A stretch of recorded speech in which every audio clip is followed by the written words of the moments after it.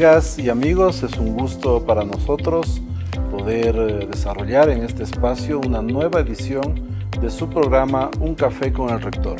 Ustedes saben que este espacio nos permite dialogar con invitados muy especiales, muchas veces con docentes que son de la propia casa, con docentes internacionales que nos visitan, como es el caso actual. Quiero dar la bienvenida a Al Amado, un querido docente de esta casa de estudios. Él nos viene acompañando y apoyando en el desarrollo de varios de los programas de posgrado del área de Derecho, especialmente en nuestra universidad, ya desde hace algunos años. Al Amado es abogado estadounidense y consultor internacional. Él ha realizado sus estudios en la Universidad de Texas y también en Emory University. Tiene un recorrido largo de más de 30 años de experiencia como docente universitario. Es catedrático, docente universitario en varias universidades, tanto en los Estados Unidos como acá en el Ecuador y en otros países de América Latina. Al Amado tiene un perfil bastante importante, variado, complejo también, de eso vamos a conversar un poquito con él, con nuestro invitado. Es experto en el fortalecimiento del Estado de Derecho y sistemas de justicia, experto en litigación oral, en resolución de conflictos como mediación y arbitraje, así como en integridad, delitos graves y delitos transnacionales, un tema de última data muy importante para el Ecuador de nuestros días y también para otros países del entorno latinoamericano. Finalmente, Al Amado ha contribuido en la capacitación y formación de operadores de justicia, de abogados en libre ejercicio y de estudiantes de las facultades de Derecho en Estados Unidos y en varios países de América Latina. ¿Cómo te sientes en esta nueva visita a nuestra casa de estudios y al Ecuador, estimado Al? Sí, bueno, viví en Ecuador por unos años, pero honestamente es la primera vez que entro a la nueva parte de la Universidad Andina y no había tenido la oportunidad de ver estas instalaciones que realmente son magníficas. En particular, esta biblioteca, creo que la llaman una biblioteca, pero más bien es una obra de arte de madera, entonces es impresionante. Este es un espacio icónico de nuestro campus universitario. Sí. Hace parte del centro de información que contiene, entre otros espacios muy importantes, la biblioteca universitaria, que sirve, como sabemos, para dar ese soporte tan importante a todo lo que desarrollamos a través de los programas académicos. Yo les contaba a las amigas y amigos en este espacio donde además compartimos un café. Te invito para que lo probemos, que no se nos enfríe. Es irresistible, lo Por vi. favor, además en estas horas cae muy bien. Estaba diciendo a Al Amado que nos da mucho gusto de tenerlo nuevamente en la universidad. Quiero decirte que llegas en un momento especial de nuestro país, en el cual desde varios ángulos, varios espacios, se lanzan alertas muy preocupantes respecto a la pérdida de valor, a la pérdida de calidad de la democracia en nuestros países, también en el caso del Ecuador, y esto, digamos, vinculado al funcionamiento de las instituciones, sobre todo del Frente Justicia, sistema judicial, etcétera. Entonces, con tu vasta experiencia, nos gustaría mucho que nos compartas tu visión sobre de qué manera la justicia es un elemento fundamental o no lo es. Tú puedes aclararnos acá para fortalecer y profundizar la vida democrática. Sí, es un elemento necesario, es un elemento fundamental. Lamentablemente, y no hablando de Ecuador en particular, pero en muchos países últimamente, y hasta puedo dar Estados Unidos como otro referente, hemos visto situaciones en las cuales distintos partidos se han dividido y han ido en distintas direcciones, lo cual ha generado un nivel de desconfianza a nivel de la ciudadanía, y los mismos ciudadanos cuestionan qué es lo que está haciendo un partido, qué es lo que está haciendo otro o qué están haciendo políticos en general. Esa desconfianza eventualmente genera impunidad, porque si los ciudadanos no confían en el Estado de Derecho a nivel macro, mucho menos en la judicatura, por ejemplo, o el sistema de justicia, no acuden a esos sistemas a los cuales deben acudir y eventualmente va deteriorando el Estado de Derecho hasta el momento en el cual vemos el caso de Haití, que está casi a punto de colapso total. Sí. Y tú has tocado también el elemento política. Tú dices también la política en este contexto, en esta discusión, juega un rol fundamental. ¿Y de qué manera hay que entender ese vínculo política, sistema judicial, política, administración de justicia? Bueno, respecto a la democracia hay una conexión fortísima, ¿no? Pero respecto a la justicia, política y justicia, porque ahora además se habla de la politización de la justicia, ¿no? Sí, así es. Y no solo acá. Así es, no, es en todos los países y nuevamente el problema que tenemos es que en sistemas, no solo en Latinoamérica, pero en Estados Unidos, tenemos un proceso en el cual se supone que los jueces son totalmente independientes de la rama ejecutiva. Pero el hecho es que en cierta forma siempre hay algún cruce en la selección de los jueces, lo cual puede generar la percepción de que los jueces no son realmente independientes del Ejecutivo. El nivel de independencia puede ir variando de un país a otro y se puede medir, pero en lo general lo que genera confianza en los ciudadanos es por lo menos la idea de que los jueces operan independiente del sistema ejecutivo. Y si eso es la percepción del público, entonces tenemos una buena percepción del Estado de Derecho, una buena percepción del Ejecutivo y una buena percepción de los jueces o del Estado de Justicia. Caso contrario, entonces tienes problemas. Y el ejemplo y prefiero hablar de Estados Unidos porque es algo que estamos viviendo en estos momentos, es la percepción de que los jueces que fueron seleccionados por un partido en particular van a darle una ventaja a ese partido. Y la última selección de jueces a nivel federal en Estados Unidos fue a través de la presidencia del expresidente Trump.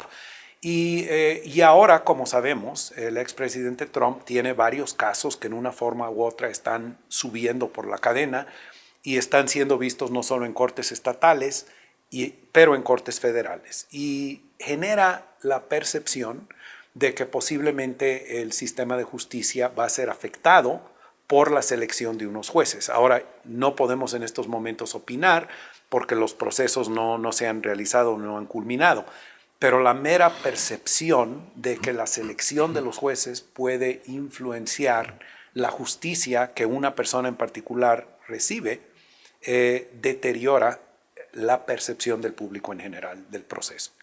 Ya que alude al amado a la realidad que se vive en lo político, sobre todo en los Estados Unidos, en torno al rol de los jueces, en medio de la vorágine política, digamos, además con un tema específico que tiene que ver con el hecho de que ya en noviembre son elecciones en Estados Unidos. Sí. Y hay, al parecer, una seria posibilidad de que el expresidente Trump pueda ganar las elecciones. Sí. Ahí estaremos en otro escenario en el cual entiendo que son casi cerca de 30 procesos que tiene activados en contra, podrían trastocarse en su camino normal, digamos, legislado. Así es, así es.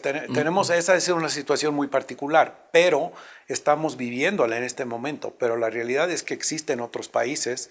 Sé que en Ecuador ha habido juicios contra, por ejemplo, un expresidente, y entiendo que en estos momentos hay unos procesos que se están realizando contra jueces en particular. Ahora no puedo opinar que si esos procesos deben avanzar, pueden avanzar, son propios, correctos, no tengo idea sobre eso, pero nuevamente la percepción del público en general de que la mera acusación de que una persona que ocupa un cargo político o un cargo en la judicatura está siendo investigado por este tipo de cosas es lo que genera la desconfianza en el sistema. Y como mencioné, en un caso en particular tal vez no deteriore la percepción en general, pero si pasa 2, 3, 4, 5, 10 veces, algo más está pasando. Es algo más.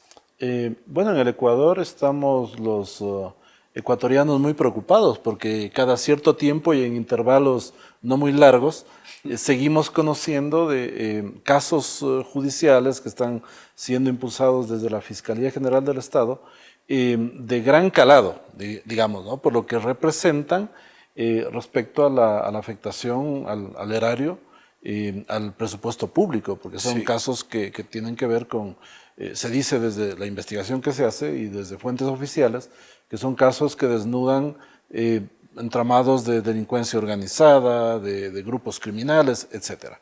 Y en todos estos casos, esto lo cito porque es como reiterado y eso debería preocuparnos más, en todos estos casos se señala que se va descubriendo y cada vez es más patente un contubernio, un acercamiento para lograr beneficios, para lograr ahí un comercio, un toma y daca, como se dice, de beneficios entre políticos del más alto rango y jueces también de las más importantes judicaturas. Esto, digamos, devela algo adicional, algo más. Acá se dice el sistema judicial, lo público y lo privado, en alta medida, está permeado por redes delincuenciales y por tramas de corrupción. Y lo lógico es que esté pasando lo que estamos viendo. Pero no sé si puede haber algún otro detonante de este fenómeno que a lo mejor tú lo puedas ver con tu amplia experiencia o digas, esto ya se vivió en otro país, esto lo vimos de otra manera, Sí, en otro lado. Sí, efectivamente considero que es más una cuestión de grado, no de que si ha ocurrido o no. Digo, tenemos ejemplos en Colombia, por ejemplo, en los 1980s, entrando a los 1990s, en los cuales veíamos que narcotraficantes en particular estaban tratando de o comprar a personas en el gobierno o tratando de comprar a los jueces, y en el peor de los casos, si no los podían comprar, los eliminaban. Y obviamente si yo sé que la alternativa es me van a eliminar, tal vez yo considero más en serio aceptar alguna remuneración a aceptar el plomo. Y ese es el problema. Entonces eso es lo que eventualmente nos lleva, como mencionaba, el estado de Haití, por ejemplo, que están sufriendo ahorita una crisis. ¿Cae en el estado o en la situación como si fuese un estado fallido Haití, desde tu perspectiva? Yo diría que ya, si no está ahí todavía, ya próximamente estará en ese estado, sí. Porque al parecer la delincuencia organizada es la que está poniendo las reglas y mandando, digamos, exigiendo. Así es, y están incluso tratando de cambiar todos los sistemas. Y esto es algo que es importante porque, y se ha visto en muchos países, las redes delincuenciales tratan de controlar, lo que les interesa es control. Y el control lo pueden establecer en distintas formas. Pero una película icónica, El Padrino, nos demuestra esto. Porque recordemos, para los que no han visto la película El Padrino, recomiendo que la vean, pero empezando con el padrino original, Don Vito Corleone. Él trata de controlar a los políticos, a los policías. ¿Cómo los controla? Coima. Eventualmente entra su hijo a controlar la familia Corleone. ¿Y qué hace? Entra a tratar de controlar a senadores en los Estados Unidos.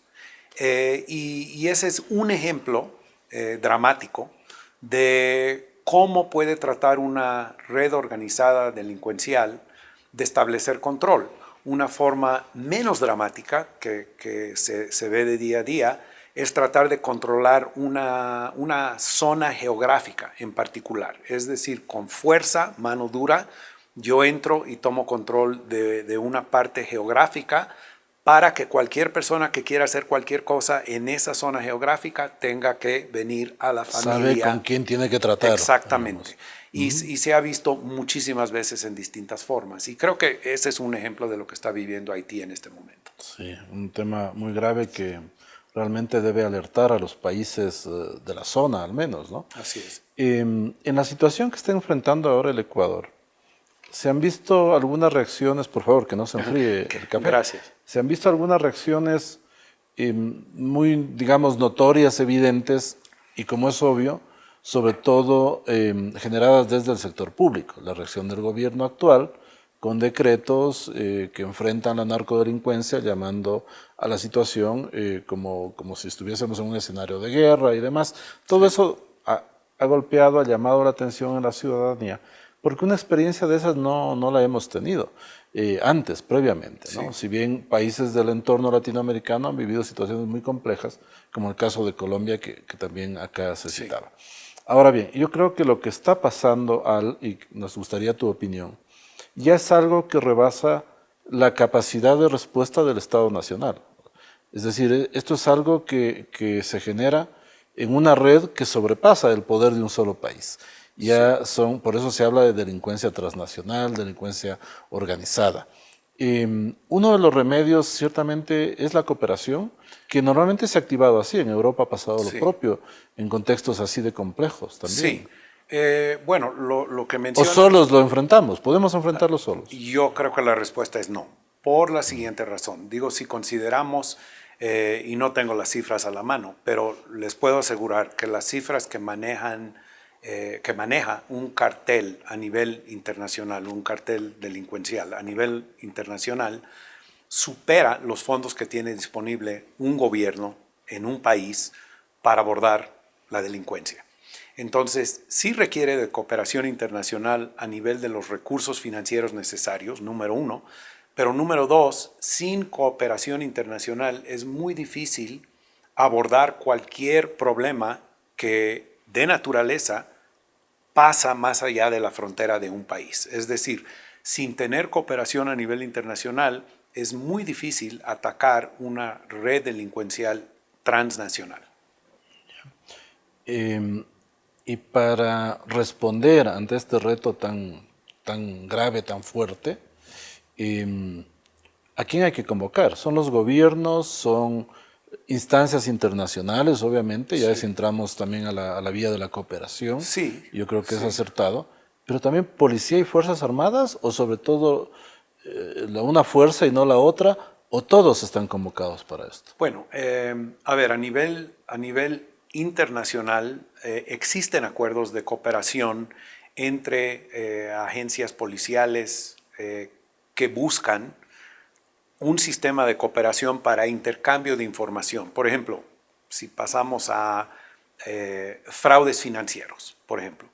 Eh, Sin la cooperación internacional es muy difícil, ya sabemos hoy en día que podemos mover fondos de un país a otro, existe Bitcoin, existe Hawala, todos estos sistemas que se pueden utilizar para mover libremente fondos de un país a otro rápidamente. Entonces, sin una cooperación internacional para investigar ese flujo de fondos, sería imposible atacar las redes organizadas.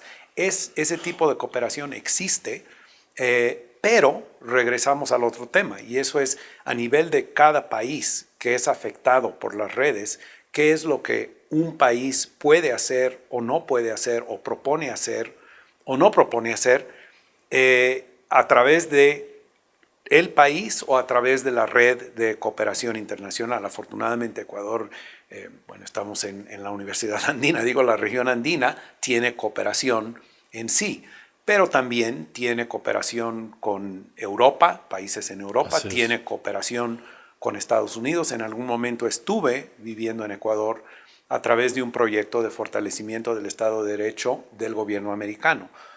Por muchas razones ese proyecto eventualmente paró, pero espero en algún momento que exista mayor nivel de cooperación entre los países, porque sí considero que es necesario, en el sentido de que seguramente si le preguntáramos al presidente actual de los Estados Unidos si enfrenta o si ve que la lucha contra narcotráfico, contra delincuencia transnacional es algo que le interesa a los Estados Unidos, creo que dirían que sí. El nivel de cooperación es lo que es necesario saber antes de poder tratar de invertir fondos y buscar la cooperación necesaria para el reto.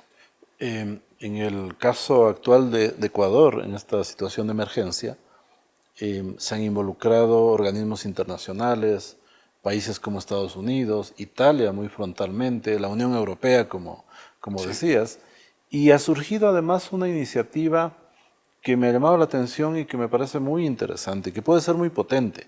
No sé si tú estás empapado con este dato, pero hace pocas semanas se activó a nivel del Sistema Andino de Integración una estrategia que permite que los sistemas de seguridad y de justicia estén conectados 24/7, como se dice, para perseguir a las mafias en el territorio andino, Sí. es decir, el que suma Bolivia, Colombia, Ecuador y el Perú.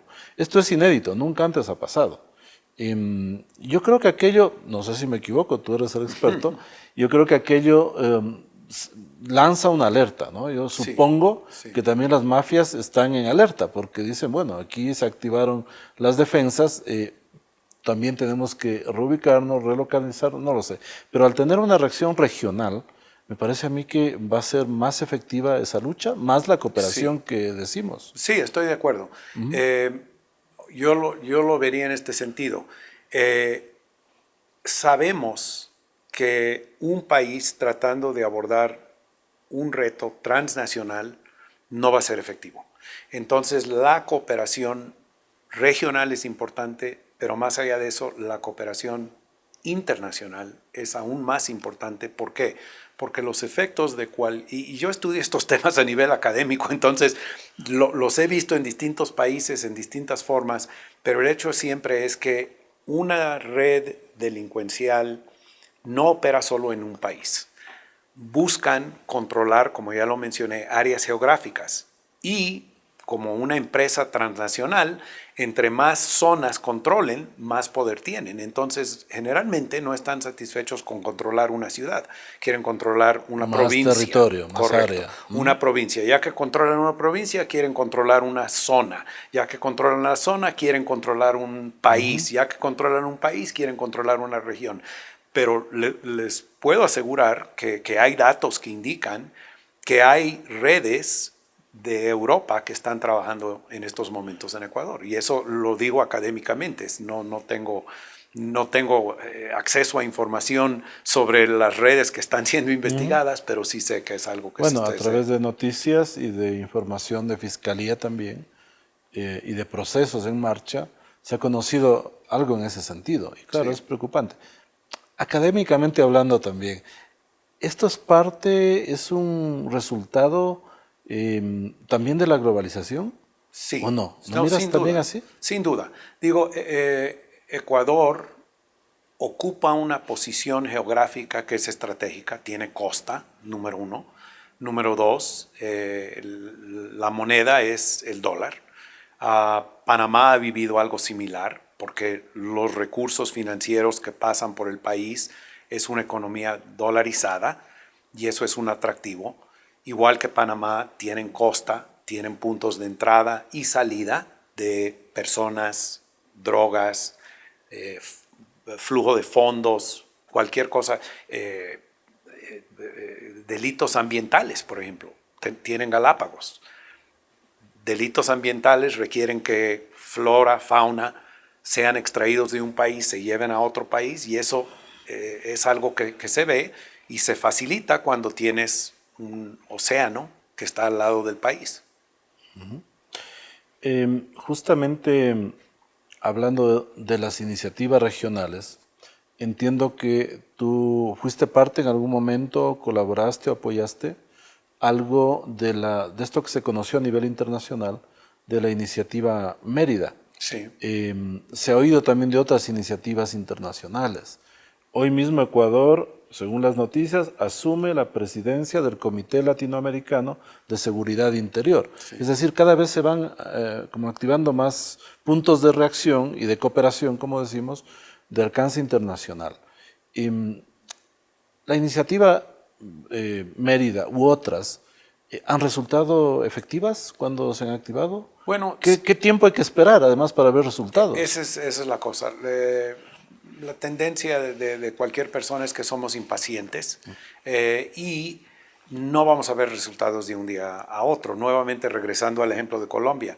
Colombia estuvo cuánto tiempo en la lucha fuerte, dura, contra las redes narcotraficantes y pagaron muchísimo en términos económicos, pero también Claro. vidas. Y eso es lamentable. México pasó por lo mismo. Ahora que si eventualmente se controla, sí, se controla la situación, sin duda, pero no pasa de un día al otro. Entonces podemos utilizar Colombia como un ejemplo, podemos utilizar México como otro, y vemos que pasan por estos periodos que son periodos muy duros, honestamente. Pero esperar que va a cambiar en 6 meses o algo así no es algo que es realista. Es costoso y de largo plazo. Correcto. Y es otra razón por la cual la cooperación internacional es fundamental. Necesaria. Sí. Otra cosa que debo mencionar, cuando el Estado de Derecho está deteriorando, tiene costos económicos en términos de inversión del extranjero, porque hay personas que no quieren invertir en un país que ven como un problema. Si hay riesgos de seguridad, si hay riesgos de inversionistas, todo ese tipo de problemas generan un flujo de fondos que salen los fondos del país versus entran. Entonces, a nivel económico, países que están en estas luchas no solo tienen el costo de los fondos que se tienen que gastar en la lucha, pero también los fondos que salen del país por el problema que están experimentando en ese momento. Amigas y amigos, seguimos dialogando con Al Amado, nuestro invitado del mes, acá en la Universidad Andina Simón Bolívar, sede Ecuador. Hablábamos de la cooperación internacional para enfrentar a las delincuencias organizadas, a las mafias que ponen contra la pared a los estados, a propósito justamente del momento complejo, triste, preocupante que vive el Ecuador. Vamos a pasar a otro tema, Al. Si te pregunto, ¿cuál es un sistema de justicia que ahora lo podemos considerar como referente? ¿Me podrías citar algunos o es complejo comprobar que sí están funcionando muy bien algunos sistemas? Sí, es complejo. Diría que la característica fundamental que buscamos es una en la cual el Ejecutivo no tiene el dedo en el sistema de justicia. Entonces, como mencioné hace unos momentos, existe ciertos cruces entre el Ejecutivo y el sistema judicial en distintas formas en distintos países. Pero cuando me refiero a poner el dedo en el sistema de justicia, me estoy refiriendo en un extremo a un sistema en el cual el presidente llama y dice, este caso se tiene que resolver en esta forma. Ese sería el caso más extremo. Hay toda una serie de variantes en ese tema.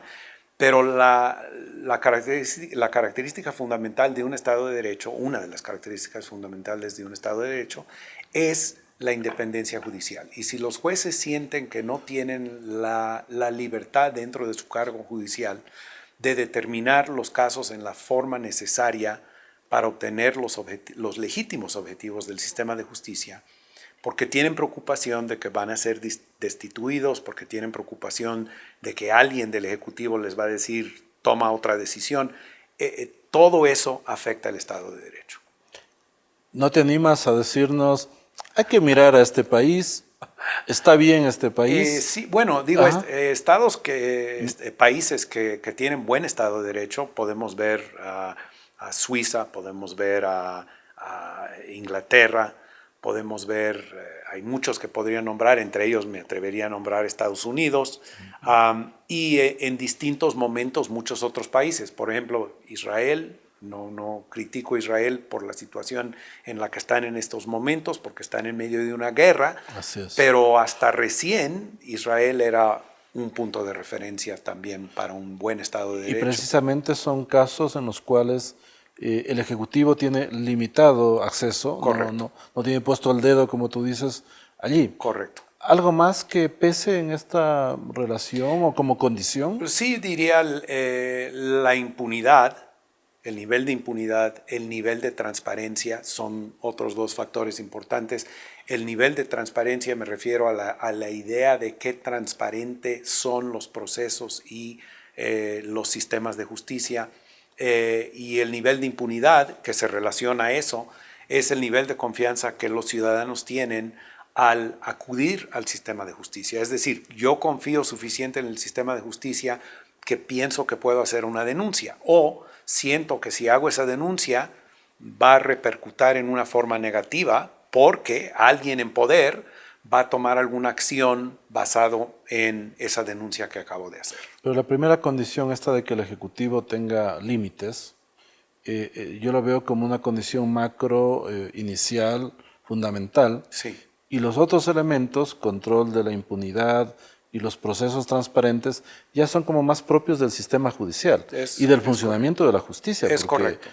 es un poco así, ¿no es Sí, cierto? yo Entonces, estoy de acuerdo. también el aparato judicial tiene que dar una respuesta necesariamente. Es correcto. Sí, el aparato judicial, bueno, diría que existe algún control externo, pero también el mismo aparato judicial tiene que tener algunos controles internos para asegurar la integridad de los procesos dentro de ese sistema de justicia. Ejemplo, ¿cuál es un nivel? Es cómo se manejan los casos. Otro nivel es la formación de los operadores. Otro nivel son los controles que existen dentro del sistema para asegurar que los jueces, si hay algún cuestionamiento sobre su imparcialidad, su honestidad, como lo quieras llamar, se puede investigar y puede existir alguna solución en términos de una investigación y un proceso eficiente, eficaz, para, en el peor de los casos, destituir a esas personas. ¿Y crees tú que el funcionamiento correcto o el mal funcionamiento del sistema judicial interesa a la final al ciudadano de a pie o lo ves muy lejos, muy desconectado? Bueno, el ciudadano, ¿O interesa a cierto nivel de ciudadano? sí, definitivamente, digo, Ujú. el ciudadano de pie tal vez no le interese tanto a nivel macro cómo opera el sistema, pero le interesa si yo, por ejemplo, me para un policía en la calle y me dice, ¿sabe qué? Usted cometió esta infracción, pero si me paga $10, lo dejo seguir adelante. A eso le interesa, esa acción le interesa a ese ciudadano. A las empresas les interesa más a nivel más alto qué es lo que tengo que hacer para operar legítimamente dentro del país. Y sí hay situaciones, por ejemplo, Pakistán, para dar otro ejemplo notorio, en las cuales en algunos momentos se escuchaba que cualquier empresa que quería operar en Pakistán tenía que pagar X monto que era un valor de esa empresa, a una persona de alto rango en el gobierno a nivel nacional para poder operar dentro del país. Y esa persona, entre comillas, facilitaba que entrara la empresa al país. Y ese es un ejemplo extremo de corrupción. Y si yo soy una empresa, si yo soy el director de una empresa, la que sea, IBM o cualquier otra, yo cuestiono en algún momento cómo voy a operar en este ambiente, porque si a cada rato que estoy operando me van a tratar de sacar dinero del bolsillo de la empresa para poder continuar mis operaciones, tal vez yo busco otro país. Otro elemento que está sobre la mesa de discusión ahora, en el caso de Ecuador, que es el que ha generado alertas a nivel regional, es el que tiene que ver con el rol de varios profesionales, de varios sectores, ¿no? Y en primer lugar nos ponen a los abogados. Dicen Sí, los juristas son los que normalmente están asesorando, por ejemplo, para hacer la ley. Son quienes asesoran y redactan las cláusulas de los contratos. Son los que enseñan a aplicar lo que acá decimos en el Ecuador, la letra chiquita de los contratos, la letra colorada, sí, dicen otros. Es decir, los juristas hay, como en todo, yo creo que hay buenos y malos, ¿no? sí, Pero también señalan de manera muy enfática, por ejemplo, a los contadores, que hacen magia con los números para sí. esconder contabilidades, para hacer dobles contabilidades, etcétera. ¿Qué quiero decir con esta reflexión? Que el estado calamitoso de la Administración de Justicia y la imagen del sistema judicial, asimismo la impunidad, también son el resultado del accionar de malos profesionales de varias áreas. ¿Qué hacemos en ese otro frente? Si acá decimos Sí, una reforma judicial, claro. limitemos al Ejecutivo y otros mecanismos. Pero ¿qué hacemos con el resto, con los operadores? Sí. Bueno, creo que es una reflexión importante. Algo que me parece curioso, y esta es una anécdota, estoy dictando una clase sobre temas de ética y transparencia en la Universidad de San Diego y la he ofrecido en inglés en distintos momentos, pero en este caso en particular me pidieron que lo ofreciera en español. Y la razón que me dieron es que me dicen no hay un curso sobre ética de abogados que se ofrece en español en ninguna parte en Latinoamérica, lo cual me pareció extraño. Y empecé a preguntarles a mis amigos y me decían unos, en algún momento hubo un proyecto para sacar un código de ética, pero no se realizó.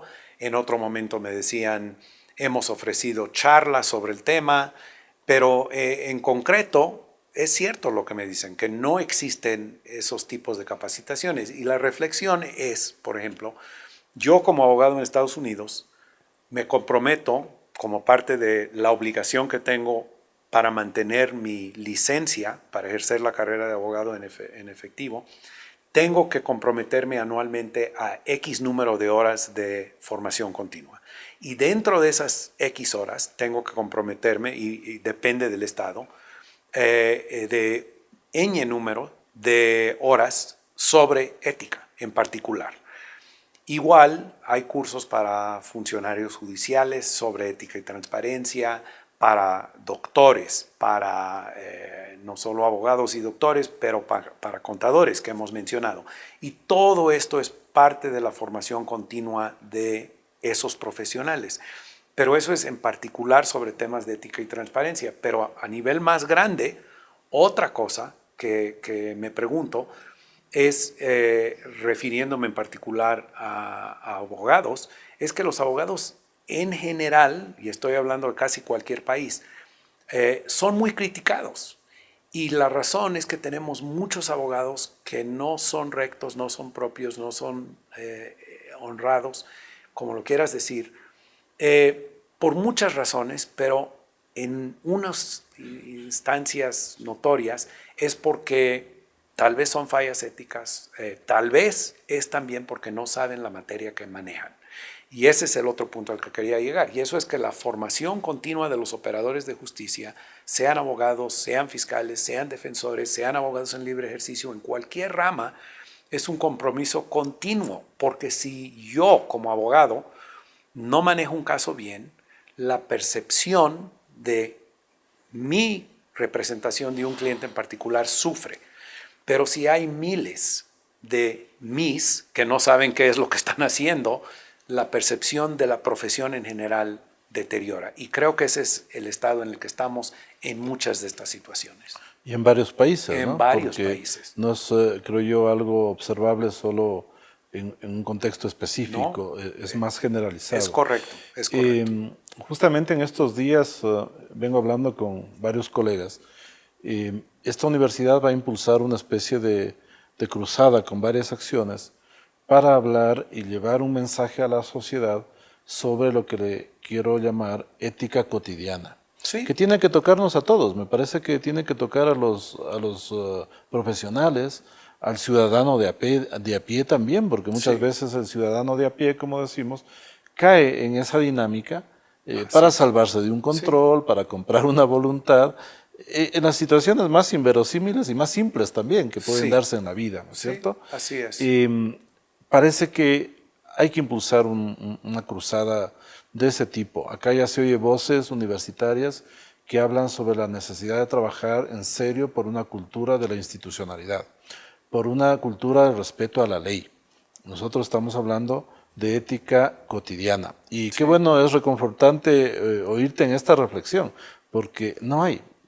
Es decir, los centros educativos han mirado para otro lado, se han enfocado mucho en el tema de la profesionalización, a lo mejor, en insistir mucho más por allá, pero no en pensar algo que es previo. Es correcto. La adscripción a valores y a principios para desenvolverse primero como buen ciudadano, ¿no? Y luego como profesional. Es correcto. Y el problema, y ha aludido usted a este punto, es que cuando la ciudadanía piensa que la norma es abogados no éticos, profesionales no éticos de cualquier rama, y piensan que lo que tienen que hacer para poder mantener un campo anivelado es pagar algo para obtener un beneficio que debe ser un beneficio que cualquier ciudadano recibe, tienes un problema. Y el ejemplo que daría ahí es distintos casos que he manejado como consultor en distintos países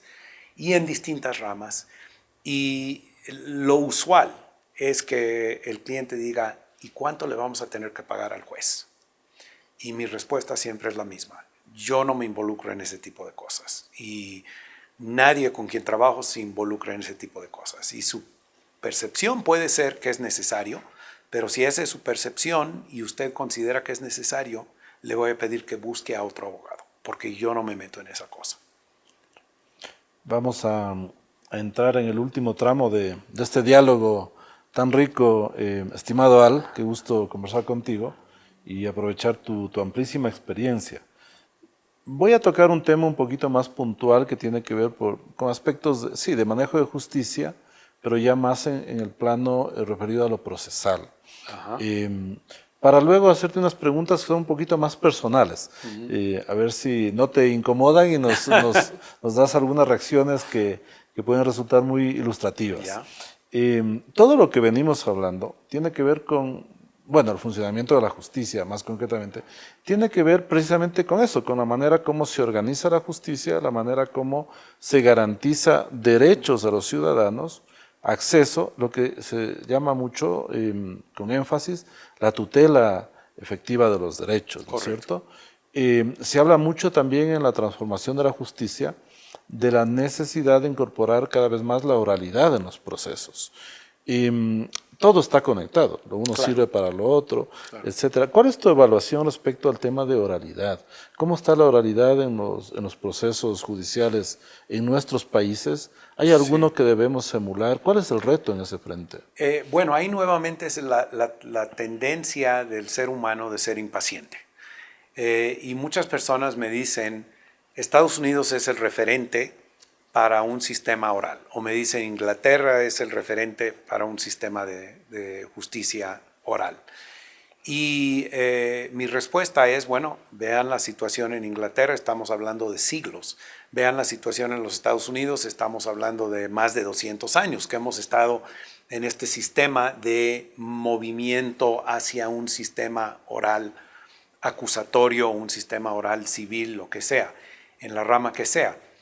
Tienes países en Latinoamérica, ejemplo Chile, que ya lleva unos 20 y pico años en el sistema oral. Tienes otros países, ejemplo México, que ya llevan, tendría que calcular, ya llevan como 15 años, algo así. En la oralidad tienes a Ecuador, que ya lleva una década casi, ¿no? En teoría desde 2001, si mal no recuerdo, que anunciaron que se iba a implementar el sistema de oralidad, pero a ese punto voy. Porque, como usted menciona, una década, creo que es cuando podríamos considerar que realmente se empezó a implementar la oralidad. Y aquí regreso al tema de la impaciencia inherente en el ser humano, porque siempre hay un periodo, desde el momento de que se implementa un sistema hasta el momento que realmente se va despegando o los operadores se acogen de ese sistema. Eso no pasa nunca de un día al otro. Entonces es un periodo bastante largo. Son procesos de aprendizaje. Sí, claro. Son procesos de aprendizaje, como usted bien dice, son procesos que no cambia. Número dos, no cambia el sistema de un día a otro, porque el aprendizaje es el primer paso, la implementación es el segundo paso y eventualmente se van realizando los beneficios. Entonces el decir, ¿por qué no tenemos un sistema de justicia totalmente oral después de una década de implementarlo? Ahí tenemos el problema, va a tomar más tiempo. ¿Es un mito decir la oralidad garantiza una justicia efectiva? Sí y no. Porque muchos se vende esa idea, ¿no? Sí, es correcto. La idea es esa. ¿Por qué? Porque la oralidad se supone que aumenta el nivel de transparencia en los procesos que son los juicios. Y la rapidez también. Y ¿no? la rapidez. Claro. Pero ahí regresamos al otro tema. Exacto. Para que el sistema sea un sistema célere, requiere una serie de pasos y esos pasos no se obtienen de un día al otro. Ejemplo, la implementación requiere que se cambien muchas cosas del sistema antiguo para poder pasar al sistema nuevo.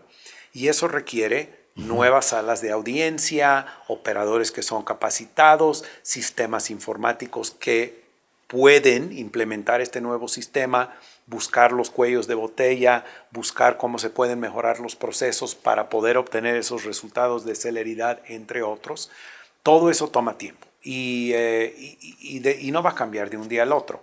Entonces, en el caso puntual de Ecuador, están haciendo esos pasos, están tomando esos pasos, están haciendo esas cosas necesarias, pero considero que posiblemente el punto número uno que muchas personas no consideran en la implementación de un nuevo sistema es la capacitación de no solo uno, dos o tres, pero de todos los operadores.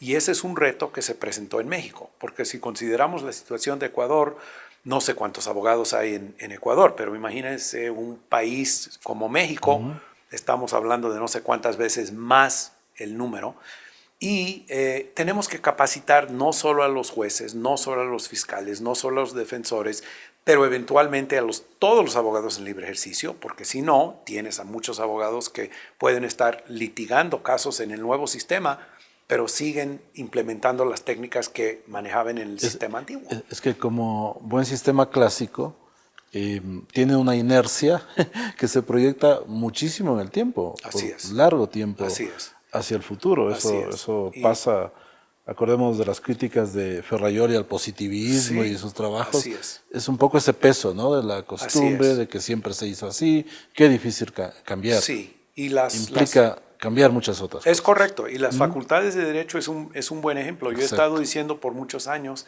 y aquí tienen cursos de litigio oral, porque incluso estoy implementando las técnicas de litigio oral en un curso en el que estoy dictando. En una nueva sala, además, que tenemos momento, acá. Sí, en este momento estoy haciendo eso, pero hay muchas facultades de Derecho que enseñan cursos de lo que yo llamaría retórica forense o cómo golpear el podio cuando quieres enfatizar algo. Esas no son las técnicas de litigio o litigación oral. Y esa es otra cosa. Y lamentablemente hay muchas facultades de Derecho en número de países que no están haciendo eso. Es decir, tienen ciertas clases, ciertos cursos, pero a nivel masivo eso no cumple con lo que había mencionado que es necesario, y eso es capacitar a todos los operadores. Entonces sí, si la Facultad de Derecho tiene un curso que realmente enseña las técnicas de litigio oral, es cierto que los alumnos que están saliendo, egresando en ese momento de esa Facultad de Derecho, tal vez tengan las técnicas, pero hay muchos otros que no están recibiendo esas técnicas porque están en universidades que no manejan el concepto. Y número dos, ¿cómo puedes asegurar que todos los operadores de justicia tienen acceso a esos cursos? Y si no hay formación obligatoria, continua para todos los abogados, tienes lamentablemente el sistema que existe en muchos países, y eso es que tienes a los abogados mayorcitos, y yo ya entro en esa categoría, que por cualquier razón no van a tomar los cursos, porque no son obligatorios y no se interesan. Y si eso sucede, ¿cómo obstaculiza el proceso de la implementación del nuevo sistema, entre comillas? Realmente un cambio difícil, ¿no? Sí. Acá se optó por incorporar la oralidad en el ámbito laboral, por ejemplo. Sí. Y en otros ámbitos como una especie de prueba, como proyectos piloto que solemos decir. Es así. Pero lo propio, es decir, todo esto demanda mucho tiempo, ¿no? Sí. Vamos a ir a 3 o 4 temitas últimos. Está muy, bien. muy ¿Puedo concretos. tomar otro poquito de café? Por favor, que no se acabe de enfriar. No, me encanta el café, y en particular el de Ecuador. Le voy a hacer publicidad. Estamos en el nivel más alto de los rankings internacionales de calidad del café. Por eso mismo invitamos Gracias. a nuestros contertulios a degustar. Si tú tuvieses que aconsejar a alguien, a un abogado joven, Sí. Un familiar joven, abogado o abogada, respecto a qué hacer, cómo proceder para ser exitoso en el ejercicio profesional, ¿qué consejos le darías? Buena pregunta. Tú que has auscultado el otro lado, es Sí, decir, de las sí, cosas sí. que funcionan mal para arreglarlas. Bueno, diría varias cosas. La primera cosa que les diría es busca un buen mentor. Porque si no tienes un buen mentor, tal vez por coincidencia aprendas cosas. Pero tú eres el mentor en este escenario. Sí, entonces si encuentras un buen mentor, pero me refiero más bien, si estás entrando a la carrera de abogado, busca a los mejores abogados que puedas encontrar, busca uno en particular y dile, quiero que tú me hacer ayudes escuela a mí. ahí. Quiero que tú me ayudes a mí para seguir desarrollándome como buen abogado. Ese es el punto número uno. Además de eso, una reflexión sobre ciertas calidades que considero que son importantes. Una es que seas humilde en el sentido de reconocer cuáles son mis fortalezas, pero igual cuáles son mis debilidades. Y reconociendo esas debilidades, buscar la manera de mejorarlas, número uno. Y número dos, si yo reconozco que tengo una debilidad, buscar a alguien que me pueda complementar en ese sentido. Porque sin esa persona que me ayuda, va a ser difícil que yo haga equipos todo. también, Correcto. claro. Trabajo en equipos yo considero fundamental. Estoy hablando dentro de despachos de abogados, bufetes de abogados, entre colegas abogados.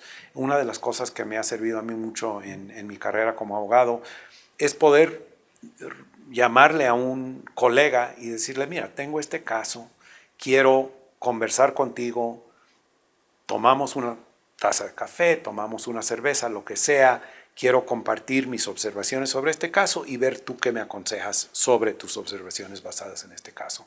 Y eso es muy útil. Y eso es el tercer punto que mencionaría, y eso es comunicación. Es fundamental para la carrera de un abogado poder comunicarse, y cuando hablo de comunicación estoy hablando nuevamente a nivel macro, cómo comunicarme con el cliente, cómo comunicarme con los jueces en las audiencias, cómo comunicarme con mis colegas, pero cómo comunicarme con mis clientes.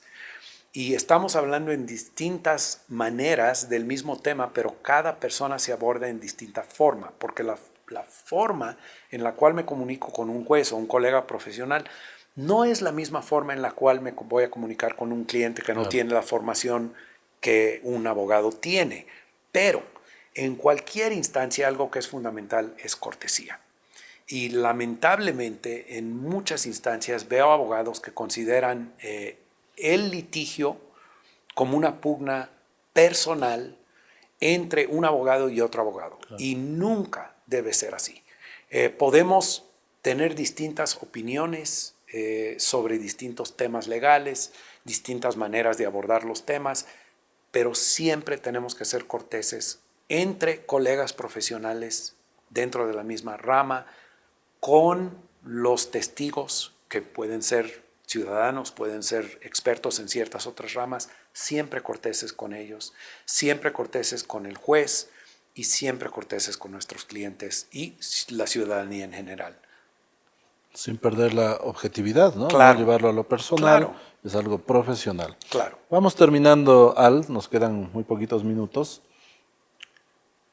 ¿Qué experiencia en tu trayectoria tan importante te ha marcado? ¿Qué experiencia te ha marcado en la vida? ¿Algún caso muy complejo?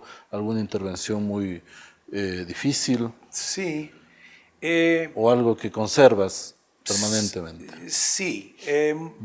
Voy a interpretar la pregunta en la forma que creo que la puedo contestar. La pregunta es muy buena, pero la reflexión que tengo frente a la pregunta que me hace es que muchas personas me preguntan cómo puedes representar a una persona que sabes que es culpable del delito. Y mi respuesta siempre es que yo preferiría ser el abogado de una persona que es culpable, porque si la persona es culpable y yo hago todo lo que yo pueda y el abogado fiscal hace todo lo que él debe y puede hacer dentro de los parámetros establecidos, el cliente que es culpable va a ser condenado. Es mucho más difícil para mí como abogado, para mí como persona, asumir la representación de una persona que yo sé no es culpable. Y no obstante que yo sé que no es culpable, tiene todo el peso del gobierno, de la fiscalía, encima de esa persona. Y yo soy la única persona que estoy tratando de anivelar la cancha para poder ver si esta persona que es inocente va a ser absuelta. Y el caso en particular que me lleva a este punto es la representación de un joven en particular que lo acusaban de un delito de violencia y él me decía, yo no cometí este delito. Había indicios y eventualmente pruebas que lo vinculaban, pero en una forma indiciaria, es decir, no había una prueba directa que lo vinculara. Entonces, como cualquier abogado haría, buscamos una salida alterna que fuera de beneficio para el cliente y honestamente le obtuve una magnífica resolución del caso sin ir a juicio, pero no obstante eso, él me insistía, yo quiero ir a juicio para probar que no cometí el delito. Y le dije, pero no te corresponde. Y además, si vas y no logramos hacer eso, vas a ser condenado y la pena que sufres es mucho más de la pena que sufres por la medida alterna que te he conseguido. Insistió en ir a juicio, fuimos a juicio, afortunadamente fue absuelto en ese juicio, pero nunca me olvidaré cuando estábamos, dicen en el sistema anglosajón, pónganse de pie para anunciar, y estaba a poca distancia de él, pero no tocándolo, estábamos lado a lado, y literalmente sentía su corazón latiendo, porque estaba así de nervioso. Me van a condenar, me van a condenar, me van a condenar. Y eventualmente cuando dicen no culpable, claro, ya el peso del sistema de justicia ya no está sobre esa persona y literalmente sientes, ya no tengo este problema. Y esa es una de las razones por las cuales he ejercido la carrera. Y en todos los casos supongo que tu lucha era cotidiana por un juicio justo. Es correcto. Juicio siempre, ¿no? En un escenario o en el otro. Correcto. Nunca buscar ventajas, nunca tomar ventajas dentro del proceso, pero siempre buscar dentro de los parámetros establecidos. Exacto. La representación del ciudadano. Exacto. Quedan muchos temas todavía para seguir conversando. Yo creo que tenemos que hacer un espacio en una próxima visita al para ojalá continuar. Sí sea, ojalá. Dos cosas finales, sí. Rapidísimas. 30 segundos para la primera, por favor. 30 segundos. En todo esto que hemos conversado, ¿qué lugar ocupa la tecnología? La tecnología es sumamente importante. Digo, he visto que la tecnología sigue creciendo, nos ayuda en muchas situaciones, pero también ya hablamos de uno de los resultados negativos de la tecnología, y eso es que la tecnología se puede aprovechar en muchas distintas formas, ejemplo, delitos financieros, y obstaculiza la investigación hasta cierto punto si no manejas la tecnología. Y finalmente pido que transmitas pues un mensaje a nuestra comunidad universitaria. Seguramente nos escuchan muchos jóvenes abogados y gente que está formándose para ser juristas y que están interesados en los temas que hemos conversado. Un mensaje a nuestra comunidad universitaria en especial. Sí, bueno, en primer lugar están en una universidad de excelencia en Latinoamérica. Sus títulos van a ser muy respetados y reconocidos en cualquier parte que lo presenten. Pero más allá de eso, lo que les diría es continúen sus estudios, porque los estudios es lo más importante tal vez me pase de los 30 segundos, pero me recuerdo cuando mi abuelito ya tenía unos 90 años, creo que falleció a los 110 o 112, no sabíamos exactamente su edad, pero él me dijo cuando lo visité, ¿qué estás estudiando, hijito? Y le dije, pero ya me recibí de Yo dije, no se recuerda que esto pasó. Y me dijo, sí, pero sigues estudiando. Y le dije, sí, claro. Y me dijo, eso es lo que te estoy preguntando. ¿Qué estás estudiando en este momento? Porque quería saber eso. Entonces suponía que sigues estudiando. Claro, su posición es sigue estudiando y esa sería la recomendación que les doy. Aprenden mucho de cualquier persona que encuentren, sea una persona que hace pan, aprenden algo, sea un médico, sea otro abogado, sea quien sea. De cualquier persona, cualquier interacción que tengamos, aprendemos algo que nos nutre y nos hace crecer. Nuestro agradecimiento al Amado por estos valiosos minutos para conversar sobre estos temas tan interesantes en esta nueva edición de Un Café con el Rector. Gracias por su escucha, por su audiencia. Estén atentos para las próximas entrevistas que compartiremos con ustedes, siempre aprovechando pues, la visita de personajes tan interesantes, tan importantes para nuestro proyecto académico, como ha sido en este caso el profesor Al Amado, a quien reitero nuestro agradecimiento. Gracias. Muchas gracias. Gracias, Al. Gracias.